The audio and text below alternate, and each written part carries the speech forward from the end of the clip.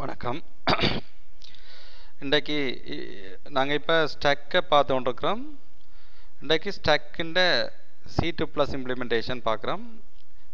நான் ஏற்கனவே சொன்ன மாதிரி ஸ்டக்கை நாங்கள் அரேயை யூஸ் பண்ணியும் இம்ப்ளிமெண்ட் பண்ணலாம், லிங்க் லிஸ்ட்டை யூஸ் பண்ணியும் இம்ப்ளிமெண்ட் பண்ணலாம். இப்போ நாங்கள் அரேயை யூஸ் பண்ணி எப்படி இம்ப்ளிமெண்ட் பண்ணுறது பார்ப்போம். வழமையை போல் நீங்கள் ஒரு C2+ ப்ரோக்ராம் எழுதுனா தேவையான ஃபைல்களை இன்க்ளூட் பண்ணணும். அது ஏற்கனவே போட்டு கிடக்கு. மேலே ஒரு கன்ஸ்டன் ஒன்று டிஃபைன் பண்ணியிருக்கிறோம். கன்ஸ்டன்டா ஸ்டக்கின்ற சைஸை சொல்கிறதுக்காக ஸ்டக்கின்ற சைஸை இப்போதைக்கு நாங்கள் 5 வச்சுக்கொள்வோம். அப்போ STK சைஸ் என்ற பேரில் இந்த கன்ஸ்டன் நாங்கள் டிஃபைன் பண்ணியிருக்கிறோம். அதுக்குள்ளே 5 வச்சுருக்கிறோம். இனி ஒரு கிளாஸ் டிஃபைன் பண்ணுறோம். இந்த கிளாஸின் பேர் ஸ்டாக். எந்த ஒரு கிளாஸ்லேயும் 2 விஷயம் இருக்குமென்று சொன்னால், ஒன்று அட்ரிபியூட், மற்றது மெத்தட்ஸ். ஸ்டாக் கிளாஸை பொறுத்தவரை 2 அட்ரிபியூட் ஏற்கனவே நான் சொல்லியிருக்கிறேன். ஸ்டாக் கிளாஸை பொறுத்தவரை எங்களுக்கு ஒரு அரே வேணும். அதை தான் நாங்கள் ஸ்டாக்காக யூஸ் பண்ண போகிறோம். அரேன்ற பேரை நாங்கள் STK என்று வச்சுருக்கிறேன். அதோட சைஸ் STK சைஸ், அதாவது 5.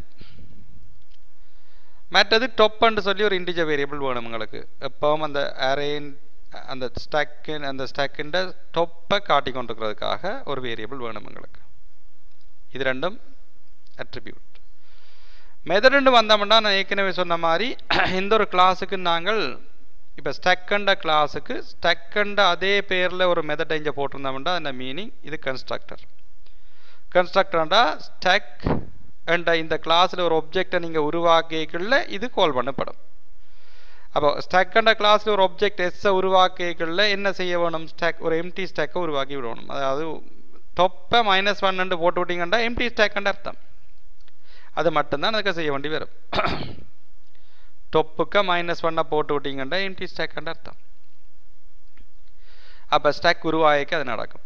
இதை தவிர இனிஷியலைஸ், ஸ்டாக், புஷ் இதில் ஒவ்வொன்றையும் நாங்கள் கீழே ஒவ்வொரு மெத்தடாக இம்ப்ளிமெண்ட் பண்ணியிருக்க அதை பார்த்து கொண்டு போவோம். அப்போ கன்ஸ்ட்ரக்டர் மெத்தட் ஸ்டாக்கண்ட கிளாஸில் ஒரு ஒப்ஜெக்ட் உருவாக்கிக்குள்ள என்ன செய்யணும்? டொப்புக்குள்ள -1 வச்சு விடணும். அதன் மூலம் நீங்கள் என்ன சொல்கிறீங்கள் என்றால் ஸ்டாக் இப்போ எம்டி. அடுத்தது ஸ்டாக்கண்ட கிளாஸின் இனிஷியலைஸ் ஸ்டாக்கண்ட மெத்தட்டை நீங்கள் இம்ப்ளிமெண்ட் பண்ணுறீங்க. இப்போ நீங்கள் என்ன செய்யணும்? அதாவது இது ஸ்டாக் உருவாக்கிக்குள்ள நடக்குது. இப்போ நீங்கள் ஸ்டாக்கை உருவாக்கின ஸ்டாக்கில் வேலை செய்து ஒன்று கேட்க இருந்தால் போல் யோசிக்கிறீங்களா? ஒரு ஸ்டாக்கை எம்டி ஆக்கி விடணும். ஏற்கனவே 4 எலிமெண்ட் கிடக்குது. நீங்கள் யோசிக்கிறீங்க இந்த ஸ்டாக்கை ஒரு எம்டி ஆக்கி விடுவோம்ட்டு. அப்படி யோசிக்கல கால் பண்ண வேண்டிய மெத்தட் தான் இனிஷியலைஸ் ஸ்டாக். இப்போ இனிஷியலைஸ் ஸ்டாக்கை கால் பண்ணி விட்டோம்னா டக்குன்னு டாப் -1க்கு வந்துடும். ரெண்டா மீனிங் எத்தனை எலிமெண்ட் கிடந்தாலும் இனி அதில் பெறுமதி இல்லை. அப்படியே உங்களோட ஸ்டாக் இப்போ எம்டி மாதிரியும் ஆயிடும். அது இனிஷியலைஸ் ஸ்டாக். அதே மாதிரி ஸ்டாக்கண்ட கிளாஸுக்கு அடுத்த மெத்தட் போட்டீங்க புஷ் என்று சொல்லி. புஷ் என்றால் அந்த ஸ்டாக்குக்குள்ளே எலிமெண்ட்டை சேர்க்கிறது. அப்படி சேர்க்கறதுக்கு நீங்கள் கட்டாயம் ஒரு எலிமெண்ட்டை ஒரு வேல்யூ நீங்கள் கொடுக்கணும். அந்த வேல்யூ தான் ELT என்ற பாராமீட்டரால் வேண்டப்படும். அப்போ இப்போ ELTயை கொண்டே அந்த ஸ்டாக்குகளை சேர்க்கணும். இந்த மெத்தட்டுகள்லாம் முக்கியமான மெத்தட்டுகள். என்னென்னு சொன்னால், ஒரு ஸ்டாக்கை பொறுத்தவரை புஷ்ஷும் பப்பும் தான் இந்த மெயின் மெத்தட்னு சொல்லலாம். அதன்படி பார்த்தீங்கன்னா இப்போ இந்த புஷ் என்ற இந்த மெத்தட்டுக்கு நீங்கள் ஆர்கியூமெண்ட்டாக ஒரு எலிமெண்ட், ஒரு இன்டிஜர் எலிமெண்ட்டை உள்ளுக்கு அனுப்புறீங்க. உள்ளுக்கு என்ன நடக்குன்னு பாருங்க. டாப் ஸ்டாக் சைஸ் -1 விட ஸ்டாக் சைஸ் இப்போ என்ன 5. அதில் இந்த ஒன்றை கழிச்சா 4. அப்போ அரேண்டு ஆகக்கூடிய இண்டெக்ஸ் அரேண்ட சைஸ் 5 சொன்னால் ஆகக்கூடிய இண்டெக்ஸ் 4 தானே. அப்போ டொப் 4 விட சின்னனாக இருந்தால் அதோட மீனிங் இப்போ ஸ்டாக் எம்டி, ஃபுல் இல்லை. 4 விட சின்னனாக இருந்தால் ஃபுல் இல்லை. அப்போ நீங்கள் புதுசாக ஒரு எலிமெண்ட்டை அதுக்கு சேர்க்கலாம்னு அர்த்தம். அப்போ புஷ்ஷன்னா இந்த ஆப்ரேஷனை செய்யக்குள்ள முதல் இருக்கா இதை செக் பண்ணி பார்க்கணும். ஏனெண்டா ஏற்கனவே அரே ஃபுல்லாக இருந்தால் டாப் 4க்கு சமனாக இருந்தால் இனி அடுத்த எலிமெண்ட்டை கொண்டே போடக்குள்ள 5 சொல்லி ஒரு எலிமெண்ட் இல்லையில்ல, எரர் காட்டி போடும். அதால் எப்பவும் கவனிங்கோ இந்த செக் கொண்டு போடணும். அதாவது டொப் வந்து ஸ்டாக்கிൻ്റെ ஆகப்பெரிய இண்டெக்ஸை விட சின்னனாக இருக்கணும். இதை பொறுத்தவரை 4 விட சின்னனாக இருந்தால் நீங்கள் புஷ் பண்ணலாம். என்னென்று புஷ் பண்ணியிருக்கீங்கன்னு பாருங்கண்டா, டொப்புக்குள்ளே என்ன இருந்துச்சதோ அதை ஒன்றால் கூட்டி போட்டு அந்த இடத்துல கொண்டே ஸ்டாக்கண்ட அரேண்டு அந்த இடத்துல கொண்டே எலிமெண்ட்டை வைக்கிறீங்க. விளங்கி கொள்ளுங்கோ, டொப்புக்கு முன்னுக்கு தான் ப்ளஸ் ப்ளஸ் கிடக்கு. அப்போ டொப் முதல் கூடும். ஏற்கனவே 2000 இருந்தால் 3ஆம் மாதம், 3000 இருந்தால் 4ஆம் மாதம், அப்படி கூடி போட்டு தான் அந்த லொக்கேஷனில் கொண்டே நீங்கள் கொடுத்த எலிமெண்ட்டை வைக்கும். இது விளங்குது தானே? இது புஷ். இதே மாதிரி பொப்பன்றதை கவனிச்சிங்கள் என்றால் டொப்புக்குள்ள -1 விட கூட இருக்கொண்டு போகணும். ஏன்னா எம்டி ஸ்டாக்கில் இருந்து நீங்கள் ஒன்றையும் வெளியில் எடுக்கலாம். அப்போ டொப்புக்குள்ள -1 விட கூட இருந்தால் மட்டும்தான் நீங்கள் பொப் பண்ண யோசிக்கலாம். அப்போ அந்த செக் கொண்டு போடப்படுது. டொப்புக்குள்ள -1 விட கூட இருந்தால் ரிட்டர்ன் பண்ண சொல்கிறோம். என்னத்தை என்றால் ஸ்டாக்கின்ற டொப் என்னத்தை காட்டிக்கொண்டு நிற்குதோ அதை ரிட்டர்ன் பண்ணி போட்டு, எப்பவும் இந்த டொப்பண்ட வேரியபிள் அந்த அந்த ஸ்டாக்கின்ற டொப் எலிமெண்ட்டை காட்டிக்கொண்டு நிற்கும். அப்போ அதை ரிட்டர்ன் பண்ணி போட்டு டொப்பை ஒன்றால் குறைச்சி விடு. இந்த இடத்துல கவனிங்கோ, மைனஸை கொண்டு வந்து டொப்புக்கு பின்னுக்கு போட்டிருக்கலாம்.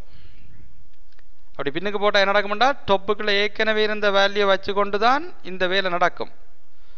பிறகுதான் அது ஒன்றால் குறையும்.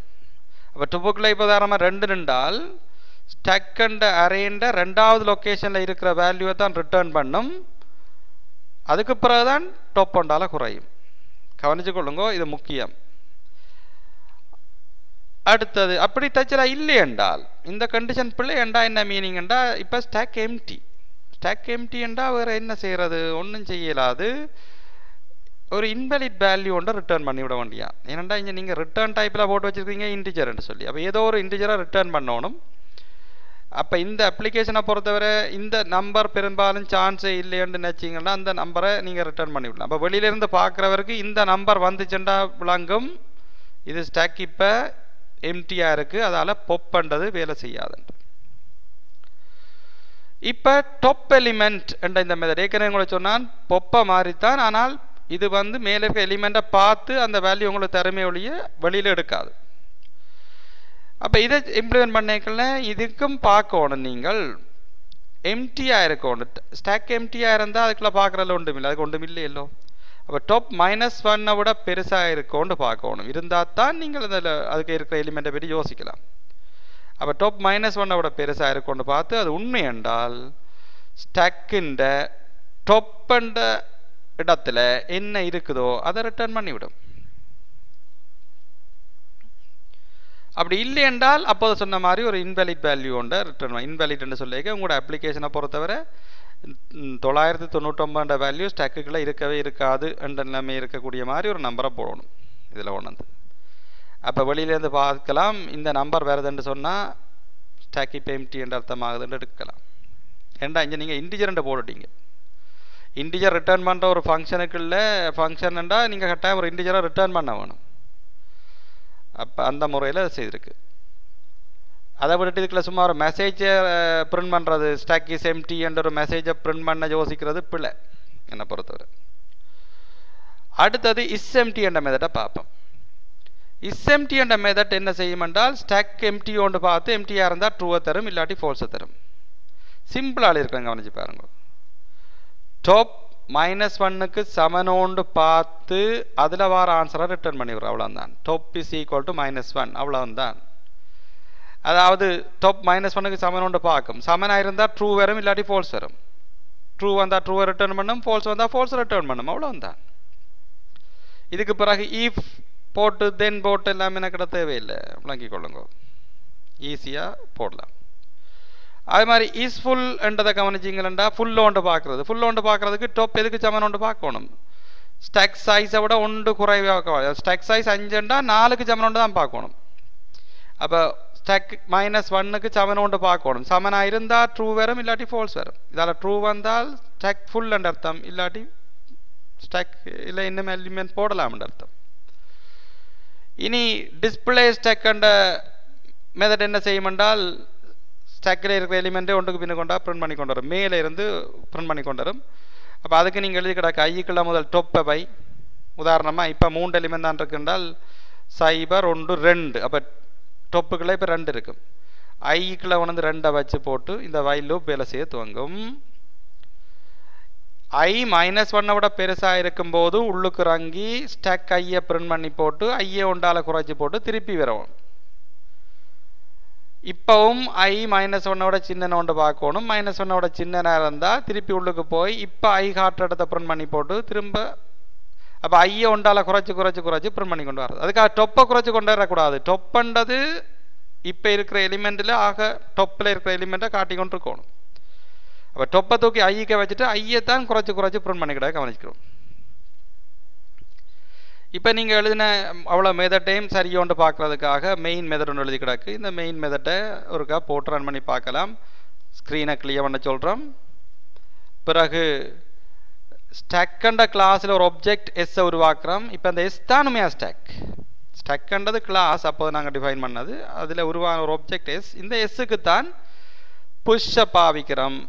அப்போ முதலாவது 5 உள்ளுக்கு அனுப்புகிறோம், பிறகு 7 உள்ளுக்கு அனுப்புகிறோம், பிறகு 6 உள்ளுக்கு அனுப்புகிறோம், பிறகு பொப்பை பாவிச்சு மேலே இருக்கிற எடுக்கிறோம். இப்போ எது எடுபடும்?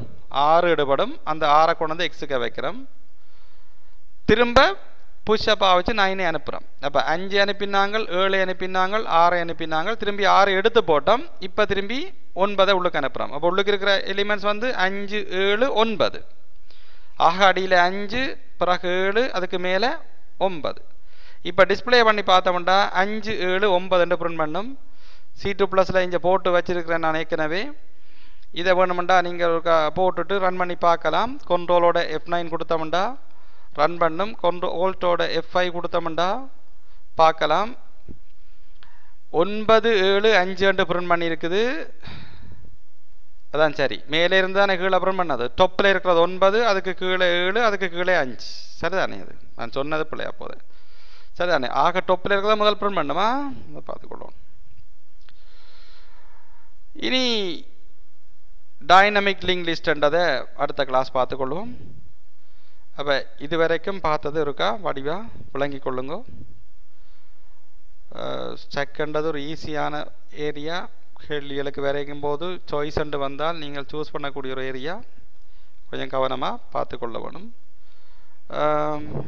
இனி மீதம் இருக்கிற நேரத்தில் வேணுமென்றால் டைனமிக் இம்ப்ளிமெண்டேஷன் ஆஃப் ஸ்டாக்ன்னு சொல்லி கிடக்கு. அதாவது லிங்க் லிஸ்ட்டை பாவிச்சு ஸ்டாக்கை எப்படி இம்ப்ளிமெண்ட் பண்ணுறன்றது. இனிஷியலைஸ் ஸ்டாக் என்றால் இது கிட்டத்தட்ட லிங்க் லிஸ்ட்டே மாதிரி தான். அது இப்போ முந்தி படித்த அதே விஷயம்தான். டொப்புக்குள்ள நல்லா போட்டு விட்டோம்ன்றால் டொப்புன்றது இந்த ஹெட்டாக அதை விளங்கி கொள்ளுங்க. இதை கொஞ்சம் விளங்கப்படுத்துறதுக்கு ஒரு 2-3 நிமிஷம் 5-10 நிமிஷம் எடுக்கும்ன்றபடியாக நாங்கள் அடுத்த எபிசோடில் இதை விளங்கப்படுத்த ட்ரை பண்ணுவோம். இப்போ ஸ்டாக்ன்றது உங்களுக்கு கிளியராக இருக்குமென்னு நினைக்கிறேன். டைனமிக் இம்ப்ளிமெண்டேஷனு அடுத்த கிளாஸ்